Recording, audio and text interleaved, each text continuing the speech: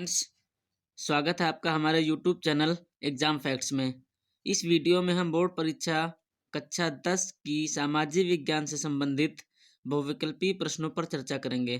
तो पूरा वीडियो बहुत ध्यान से देखिए, साथ ही चैनल को लाइक और सब्सक्राइब भी कीजिए।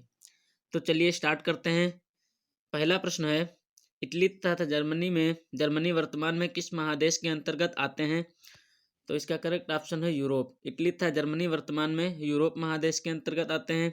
अगला प्रश्न है, फ्रांस में किस शासन वंश की पुनः स्थापना की गई? वियना कांग्रेस के द्वारा। तो वियना कांग्रेस के द्वारा फ्रांस में बूर्बो वंश की स्थापना की गई। अगला प्रश्न है, मेजनी का संबंध किस संगठन से था? तो इसका करेक्ट ऑप्शन है कार्बोनरी। मेजनी का संबंध कार्बोनरी से था। अगला प्रश्न है, इटली एवं जर्मनी के एकीकरण के विरुद्ध निम्न में से कौन था? तो इटली के और जर्मनी के एकीकरण के विरुद्ध ऑस्ट्रिया था। इसका करेक्ट ऑप्शन है ऑस्ट्रिया। अगला प्रश्न है, काउंट काबूर को विक्टर इमैनुअल ने किस पद पर नियुक्त किया? तो इसका करेक्ट ऑप्शन है प्रधानमंत्री। अगला प्रश्न है, गैरीबाल्डी पेशे से क्या था? इसका करेक्ट ऑप्शन है नाविक। गैरीबाल्डी पेशे से नाविक था।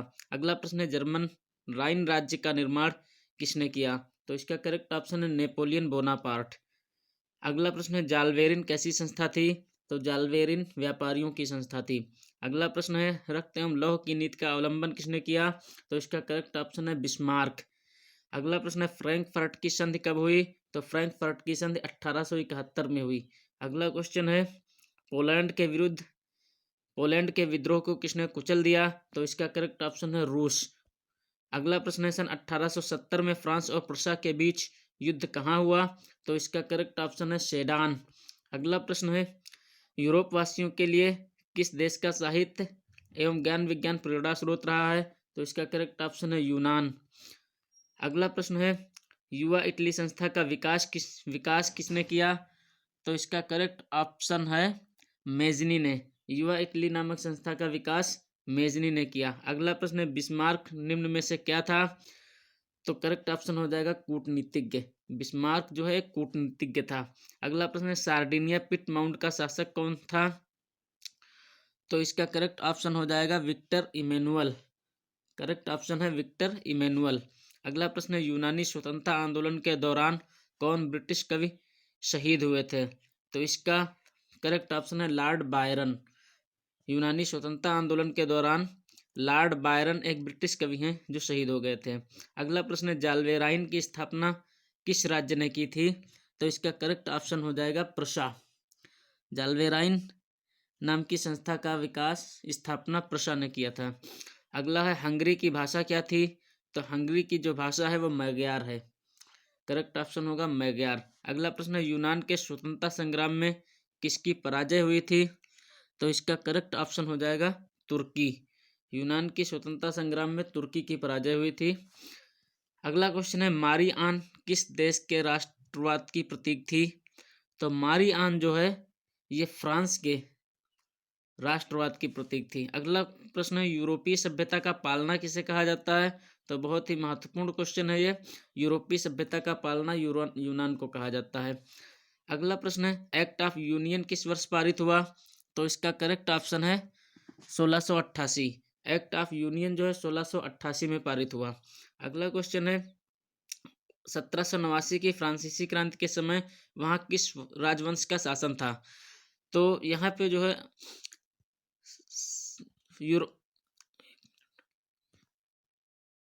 1789 की फ्रांसीसी क्रांति के समय फ्रांस में बूर्बो वंश का शासन था। करेक्ट ऑप्शन हो जाएगा बूर्बो।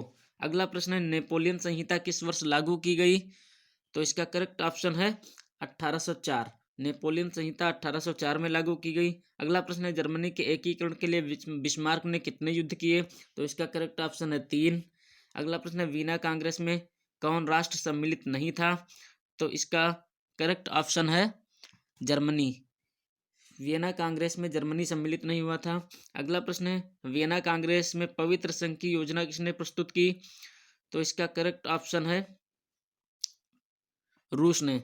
वियना कांग्रेस में पवित्र संघ की योजना जो है रूस ने प्रस्तुत की थी।